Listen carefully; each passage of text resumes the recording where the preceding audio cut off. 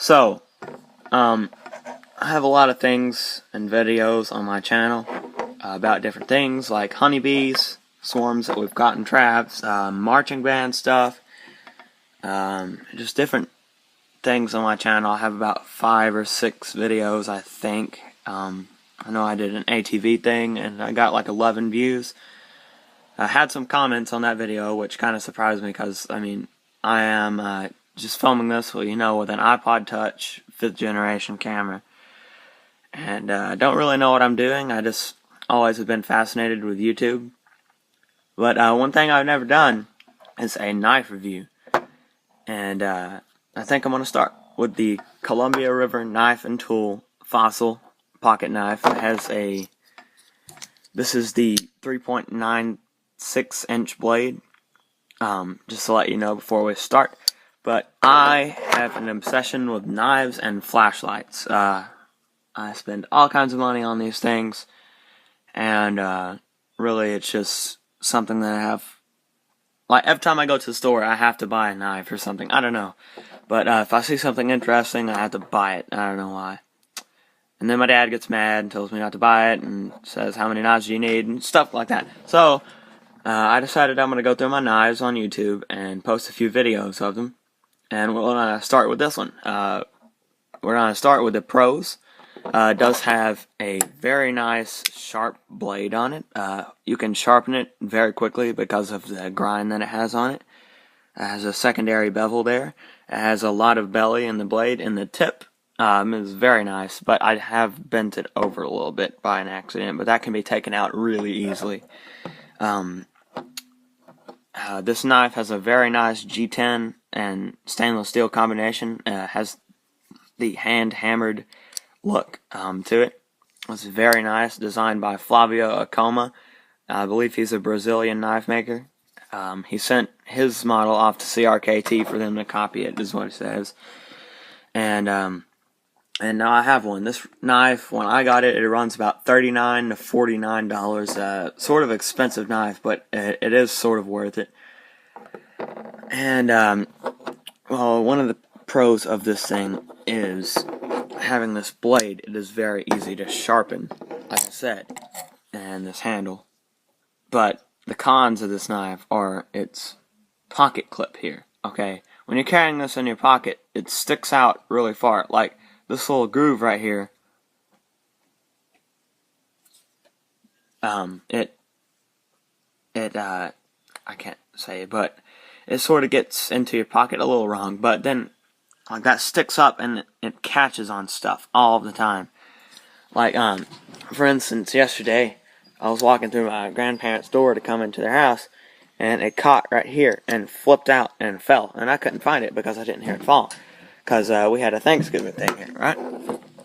And everybody was out talking, and a kid picked it up and actually brought it to me because he was my cousin and he really shouldn't be around knives and stuff.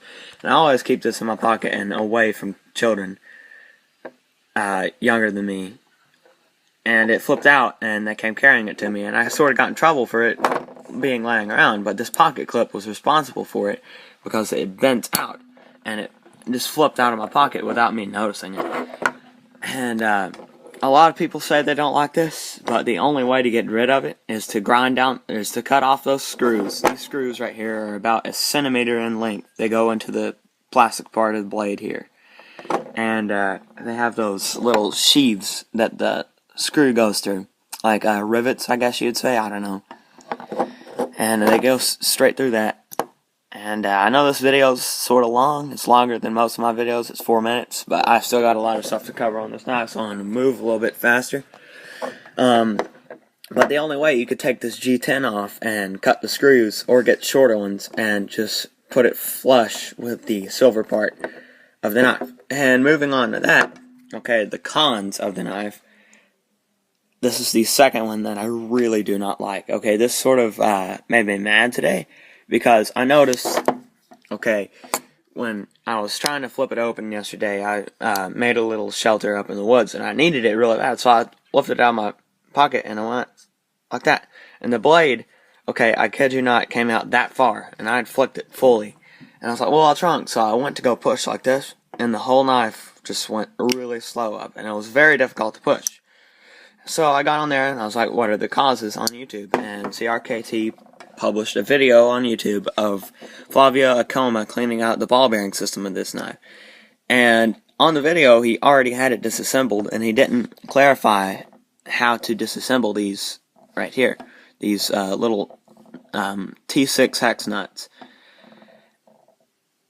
I cannot get these open. I've tried all day long to get those open, and they will not work. You could take the G10 off, and that off, and the blade off with just a slightly bigger screw here.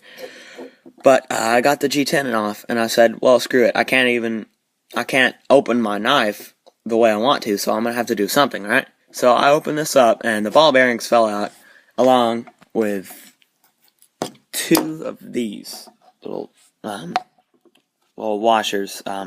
There's also 4 of them in there. 4 of them still stuck on the outside of the knife here. And it just didn't, set right. It just fell out. So I got them out, I cleaned them out on a paper towel like he says. But it really just, I can't believe you cannot take these out. And it makes it extremely difficult, because I sat here for about an hour. And I took this and I had to scoop them inch by inch. And then I had to slowly tap the blade in and roll it over the ball bearings. And I still cannot get these back in. It is impossible for me to do it. And basically I took this and I tapped it in. Just like that, and tapped it in until I could line up these holes. And then I took this and I pushed it through there and screwed it in. I laid the knife down and I went away. And I haven't done anything with it. I put the G10 back on after I had lubricated it, and it works fine now. But it is missing 2 washers that will not go into it. And I've had it out for about an hour now, and I've been using it, and I do not notice any difference in the knife. But if you're going to take apart and clean yours, just know that you cannot take those out. Or, if you're watching this video and you have this knife and you have experience with taking them apart, please comment on the video and get in touch with me and try to, tell me how you take this knife apart, or if you're having the same problem. But I'm going to have to cut this video now because I can't go over 8 minutes. But